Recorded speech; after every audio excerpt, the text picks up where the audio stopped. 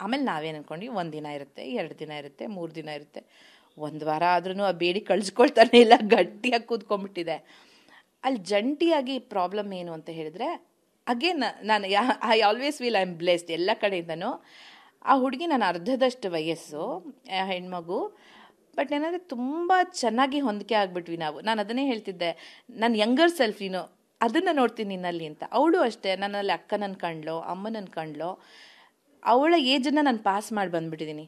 So ಆ ವಯಸ್ಸಿನ ಒಂದು ಆಸೆ, ಹುಮ್ಮಸ್ಸು, ಅಥವಾ ಇನ್ನೇನೋ ಬಾಲಿಶತನ, ನಾಟಿನೆಸ್ಸು, ಅದನ್ನೆಲ್ಲ ನಾನು ಅರ್ಥ ಮಾಡ್ಕೊಳ್ಬಲ್ಲೆ, ಗೊತ್ತಾಗುತ್ತೆ. ಬಟ್ ಆಕೆಯೂ ಕೂಡ ನಾನು ಹೇಳ್ತಾ ಇದ್ದಿದ್ದನ್ನ ಅಷ್ಟೇ ಚೆನ್ನಾಗಿ ಅರ್ಥ ಮಾಡಿಕೊಂಡ್ಳು, ನಾನು ಹೇಳಿದ ಮಾತುಗಳನ್ನ ಅಷ್ಟೇ ಚೆನ್ನಾಗಿ ಕೇಳಿಸ್ಕೊಂಡ್ರು. ಆಮೇಲೆ ಒಂದೇ ಒಂದು ಪ್ರಾಬ್ಲಮ್ ಆಗ್ತಾ ಇದ್ದಿದ್ದು ಅಂದರೆ, ನಾನು ಅರ್ಲಿ ಬರ್ಡ್, ನಾನು ಇನ್ನೂ ಕತ್ಲೆ ಇರುವಾಗ ಎಚ್ಚರಿಕೆ ಆಗಿಬಿಡುತ್ತೆ.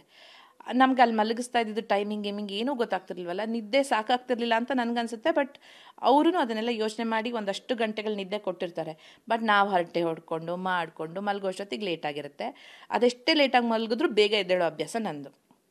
ಅವಳು ಮಲಗಬೇಕು ಅಂತ. ನಮಗೇನಂತ ಹೇಳಿದ್ರೆ, ಎಲ್ಲೋದ್ರೂ ಅದು ಬೇಡಿ ಹಾಕ್ಕೊಂಡು ಹೋಗಬೇಕಲ್ಲ. ಬಾತ್ರೂಮ್ಗೆ ಹೋಗ್ಬೇಕು ಅಂದರೆ ಆ ಹುಡುಗಿನ ಎಬ್ಬಿಸ್ಬೇಕು, ನನಗೆ ಹಿಂಸೆ.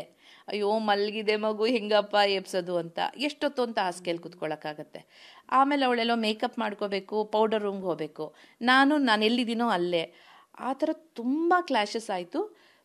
ಬಟ್ ಒಂದು ನಮ್ಮಿಬ್ಬರಲ್ಲಿ ಪ್ಲಸ್ ಆಗಿದ್ದು ಅಂದರೆ, ನಾನು ನನ್ನ ಮನಸ್ಸಿನ ಭಾವನೆಗಳನ್ನ ಓಪನ್ ಆಗಿ ಹೇಳ್ಕೊಳ್ಳೋದ್ರಿಂದ, ಆ ಹುಡುಗಿನೂ ಕೇಳಿಸ್ಕೊಳ್ಳೋಂಥ ಮನಸ್ಥಿತಿಲಿ ಇದ್ದಿದ್ದರಿಂದ ನಾವಿಬ್ಬರು ಸಾರ್ಟ್ ಔಟ್ ಮಾಡ್ಕೊಂಡ್ವಿ ಚೆನ್ನಾಗಿ.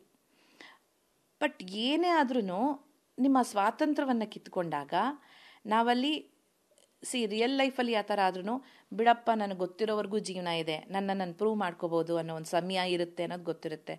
ಅಲ್ಲಿ 3 ತಿಂಗಳ ಅವಧಿ.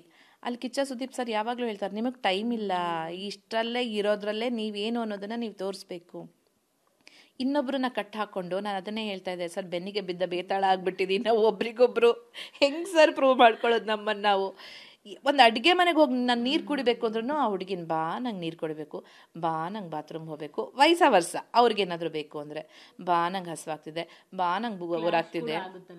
ಕ್ಲಾಶ್ ಬೇರೆ ಜೋಡಿಗಳಲ್ಲಿ ಎಷ್ಟೊಂದು ಜನ ಕ್ಲಾಶ್ ಆಗಿದೆ. ಬೈ ಗಾಡ್ಸ್ ಗ್ರೇಸ್ ನಮ್ಮಿಬ್ಬರಲ್ಲೂ ಕ್ಲಾಶ್ ಆಯಿತು. ಕೆಲವೊಂದು ಟಾಸ್ಕಲ್ಲಿ ಕಾಕ್ರೋಚ್ ಸುದಿ ಅವ್ರದ್ದು ಟೈಮಲ್ಲಿ ನೀವು ಕಾಕ್ರೋಚ್ ಸುದಿಗೆ ಸಪೋರ್ಟ್ ಮಾಡ್ತೀರಾ, ಅವರು ಸಪೋರ್ಟ್ ಮಾಡೋದು ಬೇಡ ಅಂತಾರೆ. ಆಗ ಸ್ವಲ್ಪ ನಿಮ್ಮಿಬ್ಬರು ನಡುವೆ ಆ್ಯಕ್ಚುಲಿ ಅದು ನಮ್ಮಿಬ್ಬರು ಪ್ಲ್ಯಾನು. ಯಾಕೆಂದರೆ ನಾವೇನು ಅನ್ಕೊಳ್ಳಿ, ನಾವಿಬ್ಬರು ಇಷ್ಟು ಚೆನ್ನಾಗಿದ್ದೀವಿ, ಬೇರೆಯವ್ರ ಕಣ್ಣು ಬಿದ್ದುಬಿಡುತ್ತೆ. ಸೊ ಆಮೇಲೆ ಏನೋ ಒಂದು ಮಜಾ ಇರಬೇಕಲ್ಲ, ಒಂದೇ ಥರ ಹೋಗ್ತಿದ್ರೆ ನಮಗೂ ಬೋರು, ನೋಡೋರ್ಗೂ ಬೋರು. ಒಂದು ಕೆಲಸ ಮಾಡೋಣ, ನಾವಿಬ್ಬರು ಚೆನ್ನಾಗಿದ್ದೀವಲ್ಲ, ಟಕ್ಕಂತ ಜಗಳಾಡೋಕ್ಕೆ ಶುರು ಮಾಡಿಬಿಡೋಣ. ಅದು ಬೇರೆಯವರೆಲ್ಲ ತುಂಬ ಸಂತೋಷಪಟ್ಟರು, ನೋಡು ಅವರಿಬ್ಬರಲ್ಲೇ ಕಿತ್ಕೊಂಡ್ಬಿಟ್ಟಿದೆ, ಹಂಗಾಗಿದೆ ಹಿಂಗಾಗಿದೆ ಅಂತ.